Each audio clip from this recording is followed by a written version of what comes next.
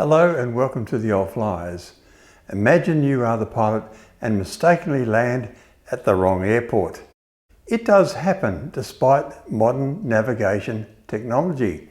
For instance, in 1997, a Saudi Airlines 747 landed at the wrong airport in India. It was supposed to land at Madras International Airport, but ended up touching down at a nearby Indian Air Force base instead. The pilot simply saw and aimed for the wrong runway. Oops. In that particular case, the base's runways weren't long enough to allow the plane to safely take off again. To do that, they needed to make the plane as light as possible.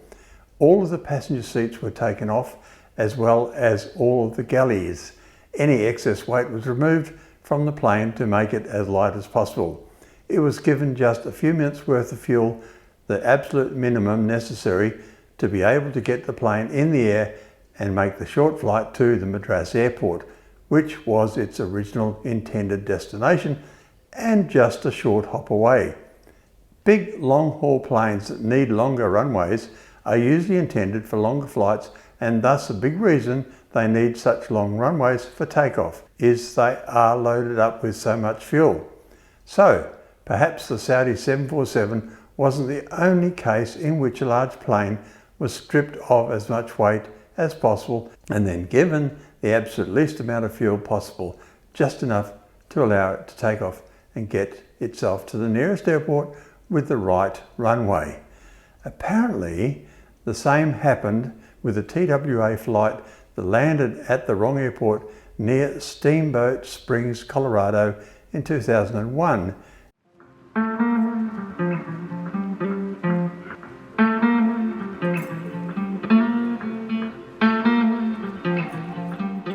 And an Atlas Air cargo jet that landed at the wrong airport in Arizona.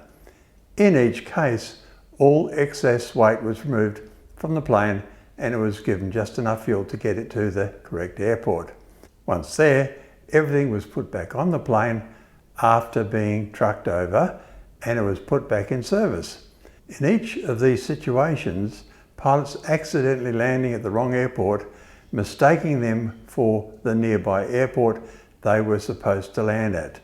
Once there, everything was put back on the plane after having been trucked over and it was put back in service. These situations each involve pilots accidentally landing at the wrong airport, mistaking them for the nearby airport they were supposed to land at. These aircraft were able to be flown out. What if a plane cannot be flown out? Removing an aircraft that is unable to take off involves several steps and considerations to ensure it is done safely and efficiently. Firstly, an assessment of safety. What is the condition of the aircraft? Are there any hazards in the surrounding area? Understanding why the plane cannot take off from this airport.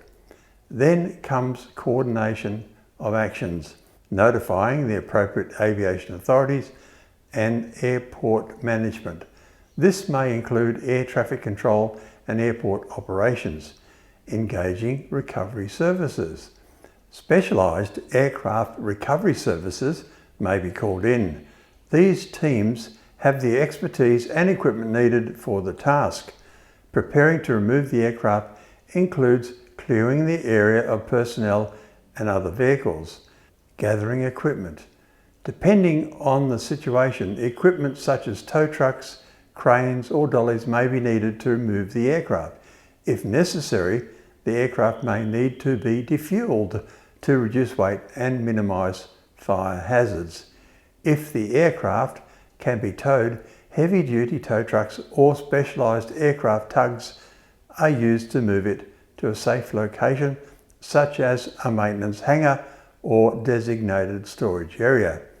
In cases where the aircraft cannot be towed, e.g. it has severe damage, cranes may be needed to lift and transport the aircraft.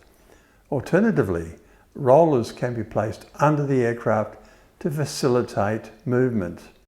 Once the aircraft is moved to a new location, it can be inspected again at its new location to determine the extent of damage and necessary repairs. Documentation.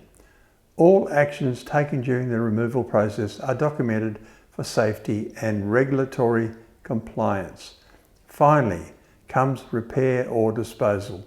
If feasible, the aircraft may undergo repairs to return it to service. Disposal. If the aircraft is deemed beyond repair, it may be dismantled for parts or salvaged in accordance with aviation regulations. When you next visit an airport, look at a forlorn corner of the field, for you are sure to see an aircraft that landed, never to take off again. Thank you for watching. Like and subscribe to encourage new content.